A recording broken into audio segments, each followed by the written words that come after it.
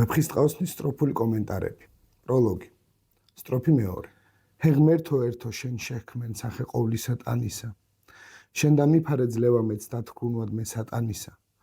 მომეც მიჯნურთა სურვილის სიკვდიმდეგა სატანისა. ცოდვათა შესუბუქება მუნთანა წასატანისა. ამ სტროფის ძირითადი აზრი გახლავთ ის, რომ ვეფხისტყაოსნის ავტორი საკუთარ სულს ავედრებს ღმერთს. თხოვს მას მფარველობას, რადგან წინ ძალიან რთული და მნიშვნელოვანი საქმე ელოდება, მან ძალიან დიდი და რთული პოემა უნდა შექმნას.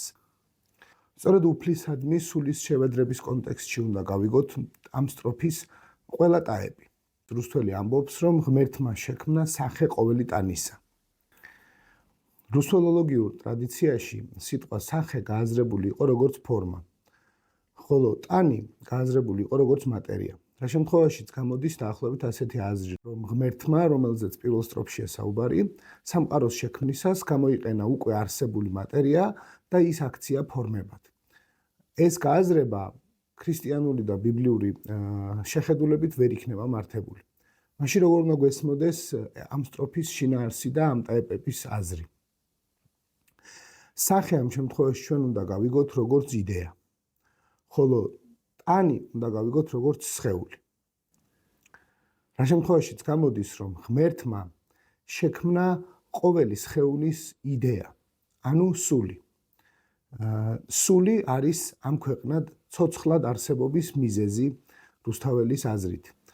ამ შემთხვევაში ლოგიკური ხდება მთელი სტროფის თითოეული ტაეპი, რადგან თუ ღმერთი არის შემქმნელი ყოველი სხეულებრივი იდეისა სამყაროში, ანუ სულისა, მაშინ სწორედ სული უნდა შეავედროს ავტორმა ღმერთს. და ასეც იქცევა. იგი ღმერთს ავედრებს საკუთარ სულს და ეუბნება: შენ დამიფარე ძლევა მეც დათრგუნვად მე სატანისა. ესე იგი, მომეცი ბოროტებაზე სულიერად გამარჯვების ძალა. მომეც მიჯნურთა სურვილის სიკვდიმდეგა სატანისა. მიჯნურთა სურვილი, ესე იგი, სიყვარულის უნარი.